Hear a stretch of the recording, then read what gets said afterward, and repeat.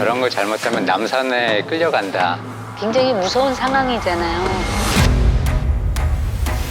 거짓을 말해야 하는 상황인데 거기서 나는 진실을 말할 것인가. 어렵네요, 정말. 저라면은 침묵합니다. 평생 괴로워했을 것 같아. 주저앉아 버리거나 했을 것 같아요. 신념이라는 이 단어에 대해서 좀 다시 한번 생각해 보게 되는 계기가 되었던 것 같아요.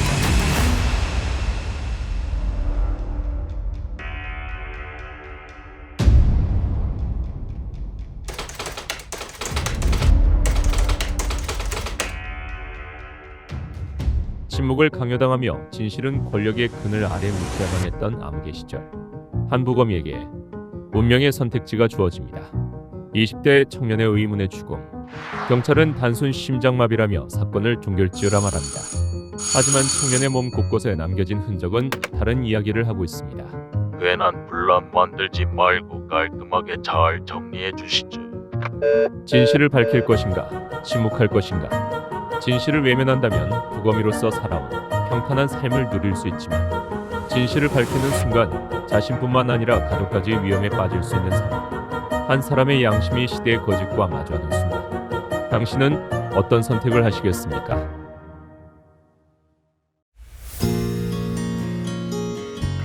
네, 방금 보신 영상은 군사 독재 시절을 배경으로 각색된 이야기입니다. 한 부검이가 마주해야 했던 선택의 순간이었죠. 여러분께서는 어떻게 보셨나요?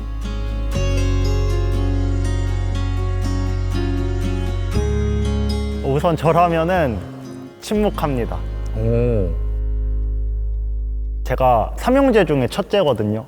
그러다 보니 이 장남의 삶을 살아오다 보니까 저는 그냥 수능을 했을 것 같아요.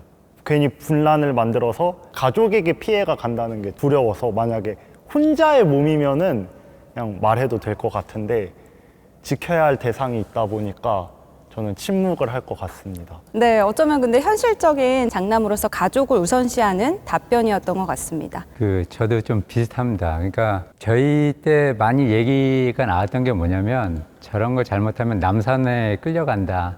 이런 얘기가 좀 많이 들었어요. 그리고 저도 마찬가지로 아버지가 군인이셨고 네. 장남이고 그렇기 때문에 쉽게 저 부분에 대해서 뭐 사실을 밝힌다든가 이런 거는 하기가 어려웠을 것 같아요. 그러니까 저도 마찬가지로 침묵하고 이렇게 하지 않았을까. 저는 개인적으로 뭔가 마음 한구석에 걸리는 게 있으면은 잠을 못 자는 성격이어서 근데 또 굉장히 그러면서도 두려움은 굉장히 많은 사람이라 몰래 신문에 투고를 한다던가 하는 지혜로운 방법을 이렇게 막 연구를 해가지고 올해 이 진실을 꺼내는데 굉장히 오랜 시간을 걸려서 조금씩 이렇게 얘기를 했을 것 같다는 생각이 들어요.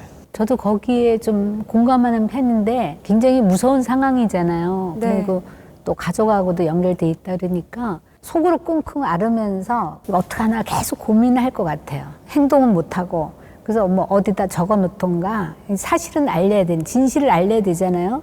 그런 마음은 조금 있으니까 어디다 적어놔서 나중에라도 이거를 좀 밝혀야 되지 않을까 하는 그런 생각을 할 것 같아요. 만약에 좀 이렇게 진실을 밝혀야 된다면 좀 바보 연기를 했을 것 같아요. 그러니까 난 의사잖아요. 어쨌든 뭐 이런 외상적인 상처로 인해서 심장마비로 가면은 생전 처음 들어보는 의학 이론인데 하면서 이거는 학계에 보고를 해야 된다.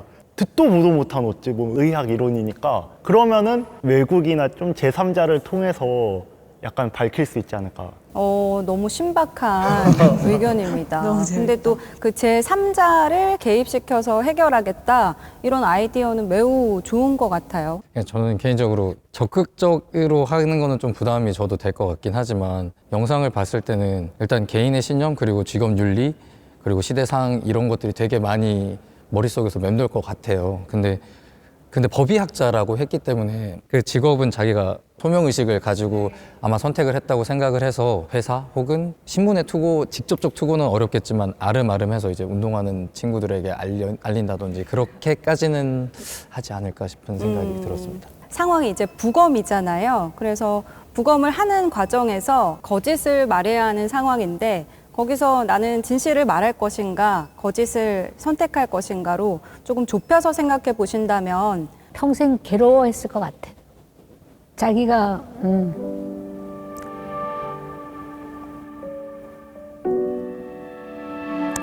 거짓을 말해야 되잖아요. 거짓을 말해야 된다는 것 자체가 평생 괴로웠을 것 같아요.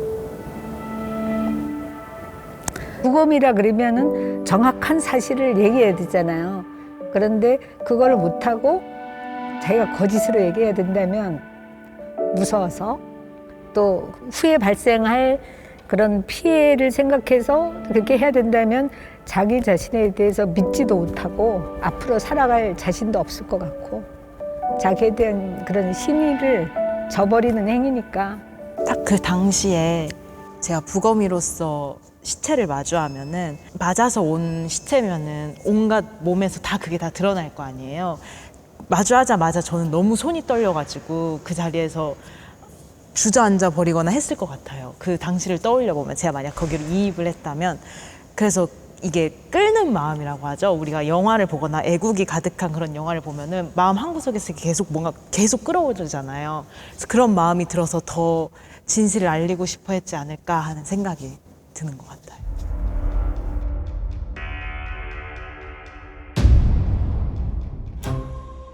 책상을 탁 치니 업 하고 죽었다. 1987년 1월 16일 수사를 받던 대학생의 갑작스런 죽음에 납득할 수 없는 경찰의 발표는 온 국민을 충격에 빠뜨렸습니다. 진실을 은폐하려는 권력의 추악함이다. 이 비열한 조작극의 중심에는 대공수사의 책임자 치안감 박처원과 경찰의 총수 치안본부장 강민창이 있었습니다. 대공경찰의 대부로 불리며 40여 년간 경찰 대공 분야에서 막강한 권한을 휘두른 치안감 박처원. 그가 지휘하던 남영동 대공분실은 수많은 민주인사와 학생들을 불법으로 연행해 고문했던 공포의 상징이었습니다. 1987년 1월 14일 남영동 대공분실 509 조사실에서 박종철 군이 가혹한 물고문 끝에 숨을 거두자 박처원은 이 사실을 조직적으로 은폐하기 시작했습니다. 치안본부장 강민창은 이 은폐 공작의 확성기 역할을 했습니다. 그는 부검이의 경고 압박 질식사 소견을 묵살하고 단순 쇼크사라는 거짓 발표로 국민을 기만했습니다. 책상을 탁 치니 업 하고 죽었다는 희대의 망언도 당시 기자회견 때 나왔습니다. 그는 진실을 밝히려던 부검이를 압박, 회유하는데 박처원과 함께 권력을 이용해 사건의 진실을 덮기로 했습니다. 박처원은 고문에 가담한 경찰관 수를 5명에서 2명으로 축소하고 이들에게 거짓 진술을 하도록 지시합니다. 하지만 진실을 향한 양심의 목소리는 막을 수 없었습니다. 천주교 정의구현사재단의 용기 있는 폭로로 고문 경관이 더 있었다는 사실이 드러났고 박종철의 죽음이 경찰의 조직적인 고문에 의한 것이라는 사실이 만천하에 공개되었습니다. 이들의 추악한 거짓말은 오히려 국민적 공분을 일으켜 6월 민주항쟁의 도화선이 되었습니다. 결국 법의 심판대에 오른 두 사람, 직권남용과 직무유기 혐의로 유죄를 선고받았지만 그들이 역사에 남긴 상처는 결코 지워지지 않았습니다. 박처원과 강민창은 자신의 신념을 오직 권력 유지에만 두었습니다. 그러나 역사는 정의를 향한 꺾이지 않는 신념이 결국 승리함을 증명합니다.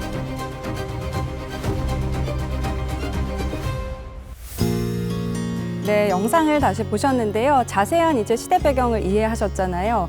시대 상황을 이해하고 나서의 의견이 어떠신지. 저게 이제 영화로도 나왔고 뭐 개그 소재로도 좀 많이 나왔었거든요. 탁 치니까 뭐 억하고 죽었다고 네, 맞아요. 그런 얘기를 나왔을 때 처음에 이게 뭐지? 젊은 사람이 그걸 쳤다고 그게 심장마비가 올 수가 있나.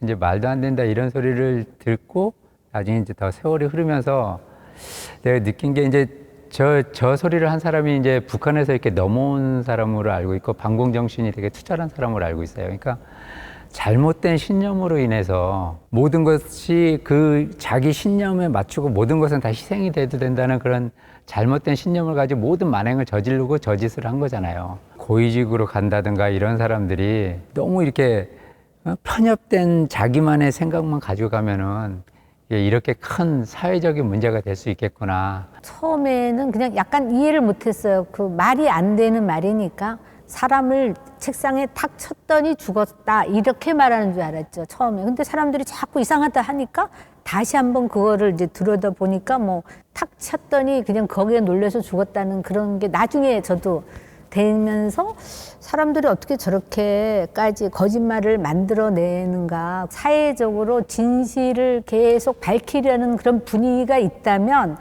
저같이 좀 비겁한 사람도 용기 없는 사람도 거기에 이제 동조해서 이제 같이 진실에 보태줄 것 같은 생각이 드네요. 영상을 보면서 되게 신념이라는 이 단어에 대해서 좀 다시 한번 생각해 보게 되는 계기가 되었던 것 같아요. 인간의 그 개인의 신념으로 인해서 안 좋게 변해왔던 그런 사건, 사고들이 전 세계적으로 굉장히 많잖아요. 그런 사건들도 하나둘씩 떠오르는 것 같고, 그리고 내가 가진 이 신념이 누군가의 생명을 위협한다거나 어딘가를 위협하는 그런 신념이라는 걸 깨달았을 때는 이게 옳은지 그른지에 대한 자기 판단도 굉장히 중요한 것 같다는 생각이 드는 것 같아요.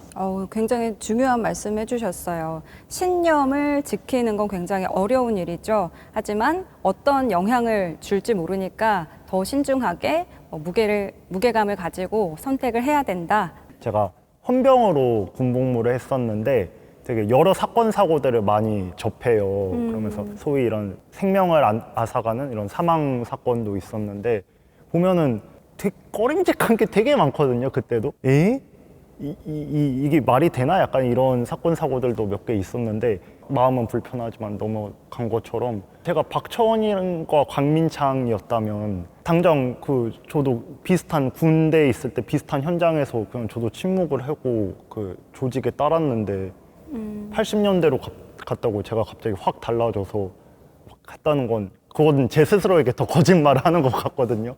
그래서 어렵네요, 정말. 사람을 죽게 만드는 그런 사건도 있었겠고 자기가 올라가면서 많은 일들도 있었을 것 같아서 이미 선을 넘어버렸다고 생각을 하고요. 그럼에도 불구하고 법의학자로서 만약에 아까 처음에 나왔던 영상처럼 생각을 해보자면 이런 사람들이 있는 걸 알고 또 이런 일을 내가 계속 그냥 묻고 지나간다면 계속 더욱더 많은 일들만 벌어질 거라는 생각도 들어서 좀 더 첫 영상을 봤을 때보다 더 첫 영상에 대한 어떤 의미가 더 많이 오는 것 같긴 해요. 그래서 적극적이지 못하더라도 어떻게 해서든 돌려서라도 행동을 하는 것이 나중에 많은 더 안타까운 일들을 줄여주는 일이지 않을까? 네, 이런 생각이 들었습니다. 네, 시간이 흐를수록 아무래도 진실은 드러나기 마련이니까요. 네. 책이나 영화에서 보았을 때보다 이렇게 현장에 와 봐서 듣고 이렇게 보니까 이렇게 좀 어쨌든 진실은 승리한다.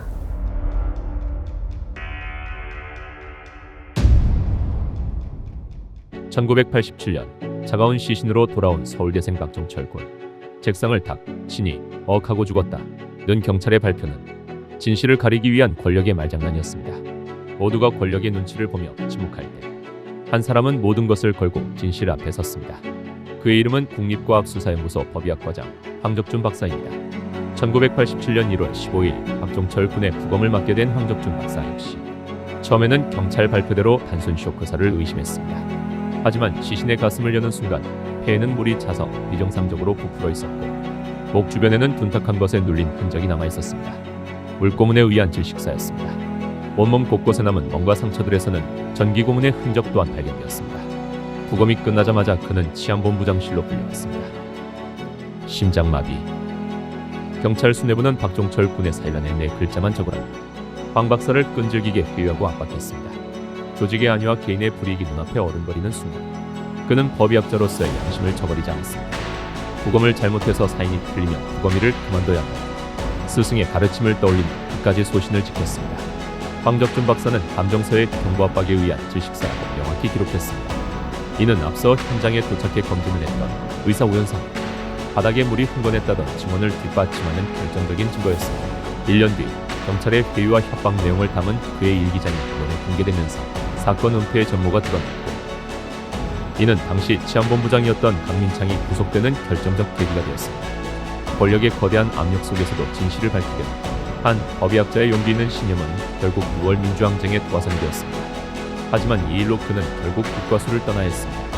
자신의 모든 것을 걸고 의사로서 학자로서의 양심을 지켰던 황적준 박사.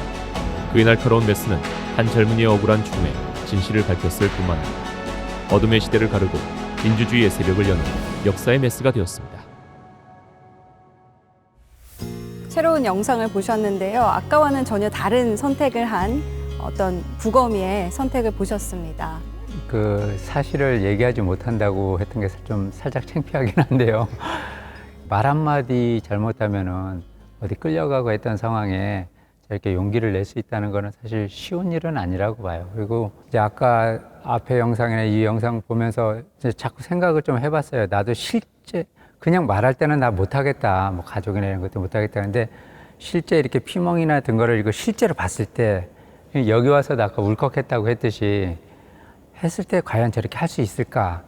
그때는 못하겠다고 했지만 지금은 할 수도 있을 것 같은 이런 생각으로 살짝 바뀌기는 해요. 근데 좀 되게 좀 훌륭하신 것 같고 나도 용기 내서 사회에 잘못된 부조리나 이런 거를 좀 그런 용기를 냈으면 좋겠다 하는 생각을 좀 갖게 하는 영상이긴 합니다. 저는 세 번째 보면서 더 대단한 존경심, 경외심이 들긴 했는데 아는 만큼 보인다라는 게 있잖아요. 그러니까 아는 만큼 더 무서운 게 많아지고 되게 겁도 많아지고 두려움도 많아지긴 하는데 진짜 학자로서 행동하는 지성이란 것 그리고 신념을 지키는 게 진짜 대단하다는 생각이 들었습니다. 저는 좀 다른 관점에서 또 느낀 게 있는데 저 황 박사님의 얘기는 제가 못 따라가지만 그 옆에 보니까 또 스승님의 교육을 잘 받으셨더라고요. 맞습니다. 제대로 말을 하지 못하면은 그 직을 떠날 생각을 해라. 이제 그런 얘기를 한 교육을 너무 잘 받으셨기 때문에 그분이 자기 신념을 끝까지 이제 지키고 갔을 수 있었던 것 같아요. 그래서 우리도 이제 자꾸 교육을 받으면 신념 있는 사람으로 살아가지 않을까, 진실된 사람으로 살아가지 않을까 그런 생각을 했네요. 네, 좋은 스승님이 계셨고 또 올바른 교육이 중요하다. 맞습니다. 제가 대학교 때 밴드 동아리를 했었거든요. OBYB 그 정기 공연 때 80학번, 뭐 90학번 대선배 분들 오시면은 이런 청년 운동 때 이야기를 풀어주셨는데 같이 했기 때문에 그런 큰 파장이 나왔었던 것 같아요. 그러니까 나도 갈게 했을 때 이 하이파이브가 서로 딱 쟀기 때문인 것 같아서 이렇게 같이 연대 이런 게 정말 중요하다는 생각이 또 들더라고요. 나중에 우리 대한민국 사회에 문제가 터지면 이렇게 7명 다 같이 가면 좋을 것 같아요. 하이파이브를 하고 우리 나중에 또 우리 사회에 문제가 생기면 이렇게 또 갈 거예요? 7인이 연대를 하면 좋지 않을까. 아, 같이 모여야 하나요? 네. 이전에 역사책에서나 이런 거에서 배울 때 6월 민주항쟁의 사건의 하나로 박종철 열사님의 일까지만 배우고 저렇게 황적준 박사님에 대한 이야기는 사실 배운 적이 별로 없거든요. 맞아요. 근데 이번 기회를 이렇게 알게 돼서 저희가 열심히 더 찾아보고 알아야 되겠다 하는 생각도 많이 들었던 것 같아요. 그러게요. 저도 마찬가지입니다. 황적준 박사님의 이름은 좀 생소한데요. 그렇죠? 곳곳에 이렇게 본인의 신념을 또 용기를 내주시고 지켜주신 분들이 계셨기에 지금 우리가 이렇게 살아갈 수 있지 않나 싶습니다. 황적준 박사님에게 용기와 신념의 박수를